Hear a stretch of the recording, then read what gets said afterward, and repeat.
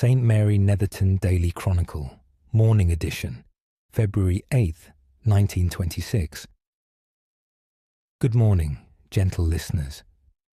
Edmund Pruitt, greeting you on this Monday as our village commences a new week beneath skies that have exchanged Sunday's brightness for a more familiar February complexion. The weather presents us with what Mr. Higgins describes as a Monday returning to the settled grey one associates with the month's character, the weekend sunshine having given way to low cloud that should hold throughout the day without delivering rain, whilst the last traces of Saturday's snowfall complete their quiet departure from all but the most sheltered corners. Temperatures have risen gently overnight, and those with Monday business may proceed in the knowledge that the lanes are clear and the footing sound throughout the village. The tea room announces a Monday special of warm cheese scones with butter, which Mrs. Hartley considers a savoury beginning to a February week, offering the kind of honest sustenance that pairs well with a strong cup of tea and a Monday morning's purpose.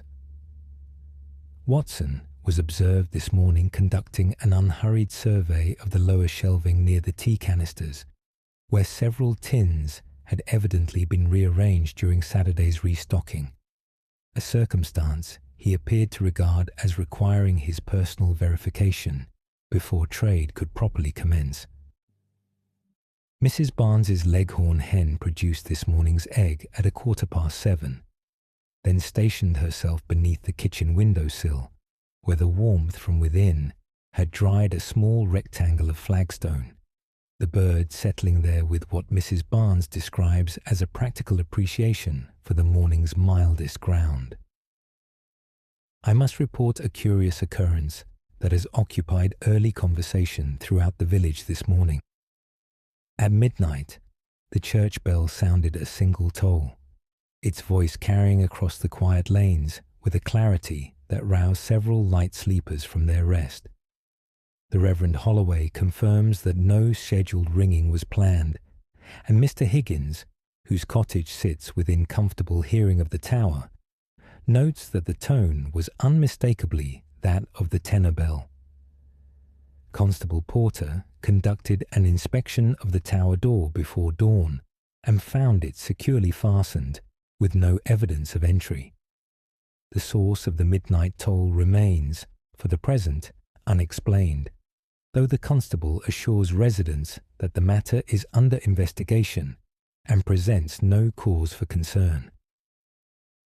The parish council announces that a bench is to be placed at the omnibus stop on the Thornbury Cross road. The decision reflects the increased travel the route has experienced in recent months, with residents and visitors making regular use of the service for business and social calls beyond the village.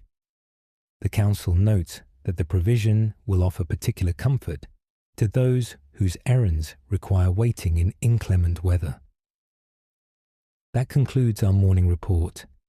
This is Edmund Pruitt, reminding you that our evening edition will follow the 6 o'clock bells. Until then, St. Mary Netherton wishes all a steady and productive start to the week,